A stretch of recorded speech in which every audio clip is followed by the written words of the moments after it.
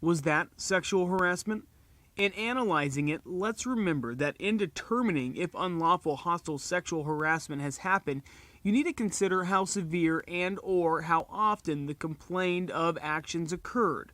So, do you think the actions of the two workers in the video were severe or frequent enough to create an offensive and intimidating environment in the eyes of a reasonable person? What was your opinion of the third worker's actions? Was he guilty of sexual harassment? The female worker in the video was obviously upset. All too often, the negative impacts of workplace sexual harassment are overlooked. These impacts can be pretty dramatic. Work-related effects a sexual harassment victim can experience include decreased work performance as the victim must focus on dealing with the harassment and the surrounding dynamics and or effects of it. Psychological effects of harassment can also decrease work performance, increase absenteeism to avoid harassment or absenteeism caused by illness from the stress. If the victim complains or files a grievance, there could be retaliation from the harasser or his or her colleagues and friends. Having one's personal life offered up for public scrutiny is a common problem. The victim becomes the accused, and their dress, lifestyle, and private life often come under attack. And please note that this rarely occurs for the perpetrator. Part of the public scrutiny sexualizes the victim. Also, being lied about can constitute defamation of character and reputation. A truly sad effect is the loss of trust in environments similar to where the harassment occurred. There is, of course, also the danger that there will be a loss of trust in the types of people that occupy similar positions as the harasser or his or her colleagues.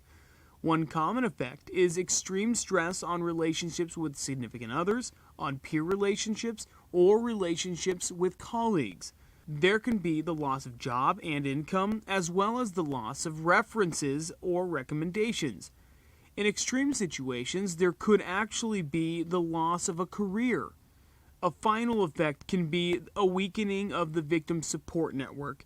That network includes colleagues, friends, and even family. These individuals may distance themselves from the victim or abandon them altogether. As I've said, don't overlook the negative impacts of sexual harassment. You know, there are actually 3 categories of sexual harassment. 2 are directed toward a specific person, while the other is offensive to a specific gender generally. The first category is unwanted sexual attention.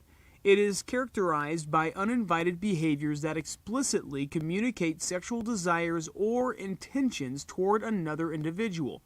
Examples of unwanted sexual attention are overt behaviors and comments towards someone, such as staring at a woman's breasts, or making verbal statements that explicitly or implicitly propose or insinuate sexual activities. The second category of sexual harassment is sexual coercion. Sexual coercion is putting physical or psychological pressure on a person to elicit sexual cooperation. Examples of this type of behavior are actual undesired physical touching, offers of a bribe for sexual favors, or making threats to receive sexual cooperation. The last category of sexual harassment is offensive to a specific gender generally. This category is gender harassment.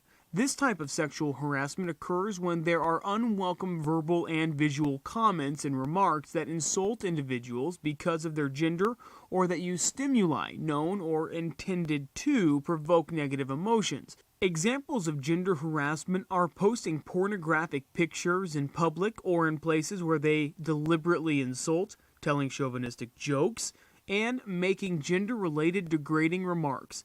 Let's see how the various categories of sexual harassment might actually look, starting with unwanted sexual attention.